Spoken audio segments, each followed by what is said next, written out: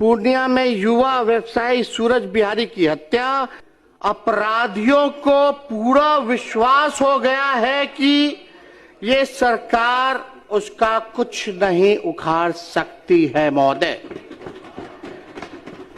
अपराधियों में डर नहीं बल्कि सरकार में शर्म भी नहीं है। महोदय, अपराधियों में डर नहीं, सरकार में शर्म नहीं। महोदय, पनोरमा ग्रुप, जो सोचता है वो करता है।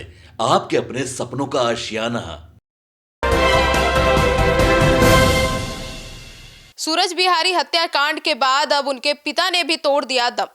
नमस्कार, आप देख रहे हैं सिटी पोस्ट लाइव। मैं हूं सृष्टि राज। पूर्णिया के एक चर्चित व्यापारी सूरज बिहारी नाम के व्यक्ति की उनके घर के सामने दिन दहाड़े हत्या कर दी जाती है। बिहार में अपराध की बढ़ती ये तमाम घटनाओं में से एक सबसे बड़ा और चर्चित घटना है, जिसके बाद इस पर अब पूर्णिया के सांसद पप्पू यादव ने भी काफी टिप्पणी भी की थी, इस पर ट्वीट भी किया था और आज इसी घटना में अब उनके पिता ने भी अपना दम तोड़ दिया है। अब क्या है ये पूरा मामला, शुरुआत से लेकर अंत तक और अब तक के सारे अपडेट्स बताने के लिए हमारे साथ मौजूद है managing editor Mukesh Kumar Singh. Sir, क्या है ये पूरा मामला, शुरू से अब तक क्या अपडेट है इस मामले पर? देखिए सृष्टि जी, निसंदेह एक युवा की अगर हत्या की जाती है तो यह बहुत दुखद मसला है और पूरा बिहार इससे सदमे में है। ये जो सूरज बिहारी नाम का लड़का है, बहुत कम आयु का युवा है, बिल्कुल युवा है और मक्का कारोबार, इसके अलावा कई कारोबार उसके थे। इस छोटी सी उम्र में जो सूरज बिहारी ने बड़ा मुकाम हासिल कर लिया था। करोड़ों के कारोबार थे। बड़ी उम्मीद थी पूर्णिया के लोगों को कि यह लड़का जो है आगे चल कर के पूर्णिया का और नाम रोशन करेगा। तो किसी निजी रंजिश के कारण उनकी हत्या की गई?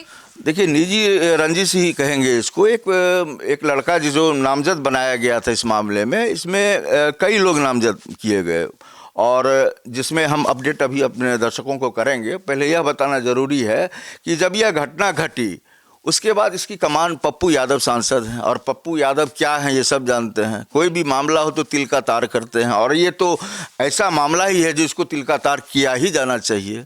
पुलिस को उन्होंने घेरा, सरकार को घेरा और सूरज बिहारी हत्याकांड जो है पूरे देश में जो है चर्चा का विषय बन गया। तो देखिए, ये घटना ऐसे हुई थी कि एक लड़का है स्नेहिल झा करके, उसकी प्रेमिका की तस्वीर को लेकर के अदावत शुरुआत हुई और स्नेहिल की जो माशूका थी, गर्लफ्रेंड कहिए, तो ये सूरज बिहारी के पास किसी न किसी रूप में वह तस्वीर चली गई थी।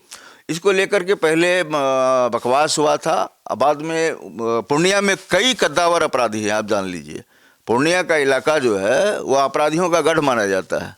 बिहार में अगर 5-10 ज़िले को अगर हम लोग नाम लेंगे तो हम अपनी तरफ से पूर्णिया का नाम एक नंबर पर लेंगे। बिहार में अगर सबसे अपराधी कहीं पल रहे हैं, समानांतर अगर सरकार चल रही है कहीं पर, तो वह पूर्णिया है। तो आज दुखद घटना क्या हुई है, देखिए। सूरज बिहारी का तो मरना 10 दिन पहले हुआ और पिता भी सदमे को झेल नहीं पाए और आज उनका भी जो है हार्ट अटैक के बाद डेथ हो गया। तो दुखद बात है कि एक युवा जहां एक परिवार का चला गया, वहीं उनके पिता भी चले गए। लेकिन एक जो है इस घटना का अपडेट जो हम अपने दर्शकों को दें कि बड़ा अपडेट यह है कि आरोपी जो स्नेहिल झा है और आदित्य ठाकुर है, इसने मुजफ्फरपुर के एक थाने में सरेंडर कर दिया है। लेकिन इस हत्याकांड में बहुत बड़े बड़े अपराधी हैं, उस इलाके के बहुत बड़े अपराधी सब हैं उसमें। गौतम सिंह करके हैं और भी अपराधी हैं। तो हम यह कह सकते हैं कि जब 2 अपराधी आज आत्मसमर्पण कर चुके हैं तो पुलिस की कार्रवाई जो है अब और तीव्र होगी, तेज होगी।